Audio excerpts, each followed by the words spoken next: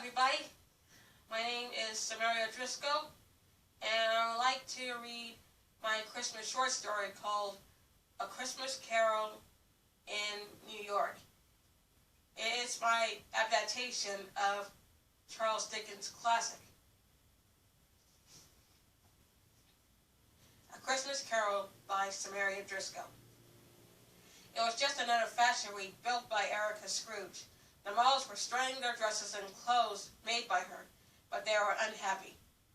Erica has mistreated them constantly with contempt, showing no remorse for her actions. Even worse, the models have something only Erica does not have, a Christmas spirit. Erica used to be a choir singer, but things changed. 7 years ago, she had lost her best friend, Jacqueline Marley, a Christian and fellow singer. The rest she could not remember, but she became a fashion designing miser ever since. After another yelling match with the models, Erica retreated to her office in anger as she counted her money. An hour later, her employee, Brenda Cratchit, asked Erica for a Christmas day off. Erica did not like Christmas nor days off. She also thought of Christians as lazy people who get stuff by praying. However, she reluctantly relents and gave Brenda the day off, docking the day's pay in her paycheck. Another hour later, a young lady named Frida came to Erica's office. She was Erica's only niece. Frida invited Erica to her father's Christmas dinner. However, Erica angrily refuses and throws her out of her office. Oh, how she hates Christmas. Brenda tried to console Erica, but she was rebuffed. After work, Erica retreated into her mansion to rest. Upon opening the door, there was a face looking at her.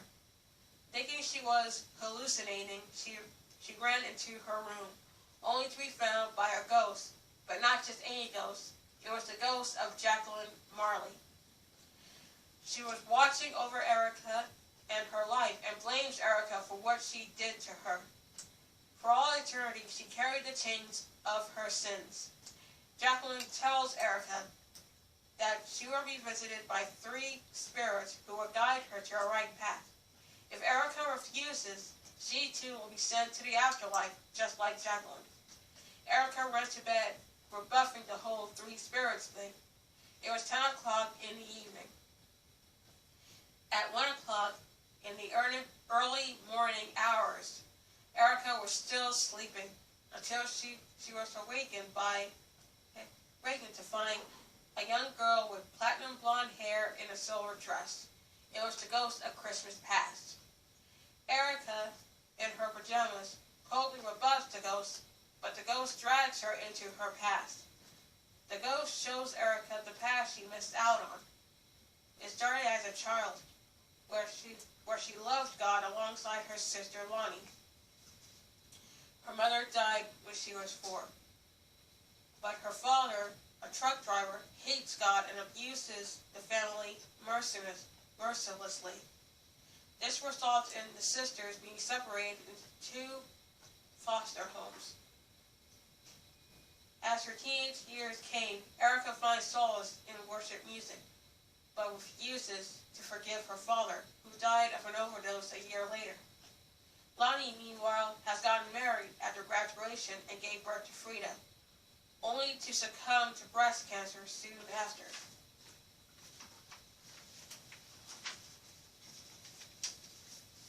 The tragedy has caused Erica to abandon her faith in God in exchange for fame and fortune.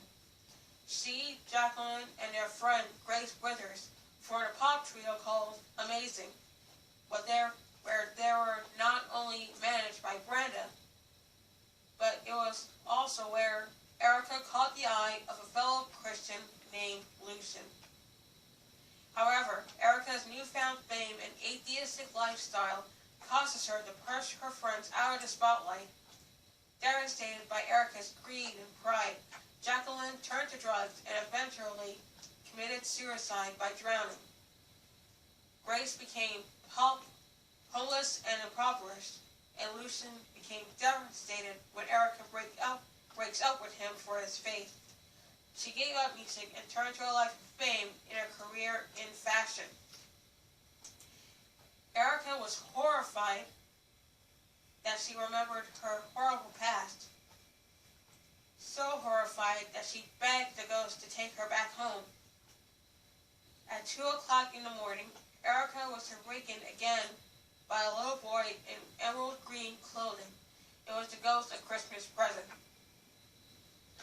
At first, Erica rebuffed the ghost like the last one, but the ghost grabbed her by the hand and teleported them both. The first stop was a $1 million motel where the models were taunting their boss behind her back. They were miserable and disgusted by her atheism.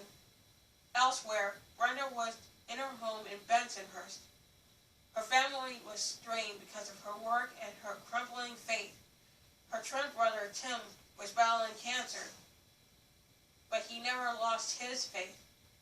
Erica felt a sense of guilt, but the ghost did not believe her, saying, Your lack of faith, combined with your pride, has divided so many people and has caused too much pain. Unless the chain of events is changed, Tim will die and faith will cease to exist. Erica could not believe she would harm anyone or anything.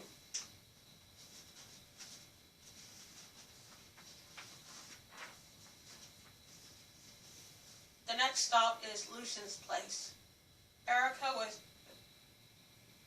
Lucian was dating Erica's accountant, Elion, who was stealing money, her designs to give to other designers, and her ex-boyfriend. Elion hates God and forbids Lucian from going to church. Erica was so angry and jealous at the scene that it broke her heart. Her love for Lucian was part of God's plan, and she crumbled it by being prideful and selfish. Unknown to Elion, Lucian was best friends with Ian, Erica's brother-in-law, and pastor of Upper East Side Christian Church. Erica avoided them both and would rather see their faith destroyed by Elion. However, something happened. Not only did Lucian still believe in God, but he has also kept his feelings for Erica alive through Jesus Christ, unhappy of his relationship with Elion. It seemed that Frida, Ian, Jacqueline, Brenda, Lonnie, Grace, and Lucian were the only ones who deeply cared for Erica. The pride, greed, and selfishness had destroyed Erica for 18 years. Just as Erica is about to go to sleep, a shadowy figure appeared before her. It was the ghost of Christmas future. Erica was in disbelief, knowing what would happen, but her intuition wanted to find out, so Erica followed the ghost into the future. Erica has entered a gala party where it seemed normal. Every model, fashion designer, and type of celebrity were celebrating, or so she thought. It turned out to be an Erica Scrooge memorial party.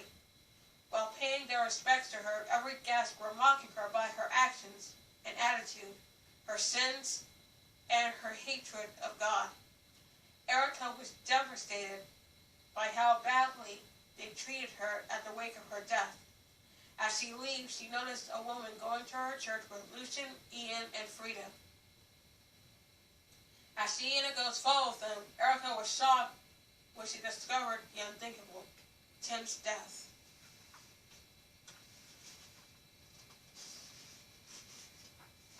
Oh, how it broke Erica's heart. She realized how blinded she was by her own pride and vicious sins, which made her faith and Christmas spirit disappear. Horrified and without anyone to show her kindness, Erica fell to her knees in tears and prayed, Dear God, sorry for all the sins I have committed against you.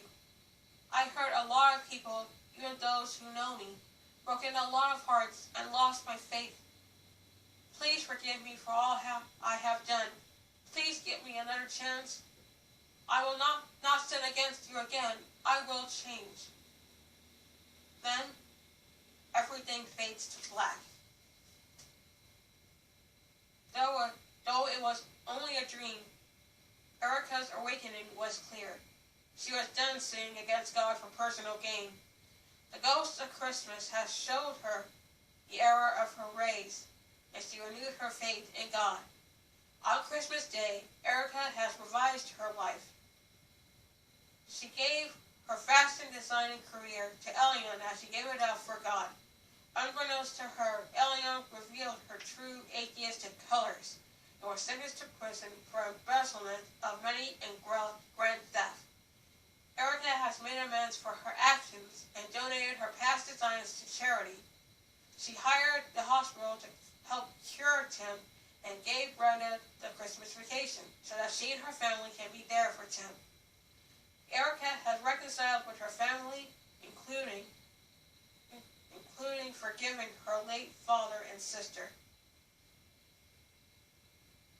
She also reunited with Lucian and works for the Upper East Side Church.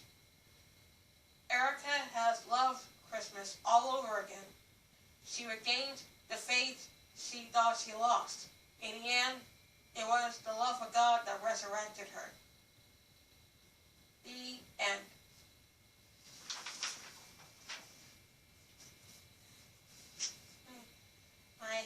My adaptation for A Christmas Carol wasn't good, but I still love The Christmas Carol.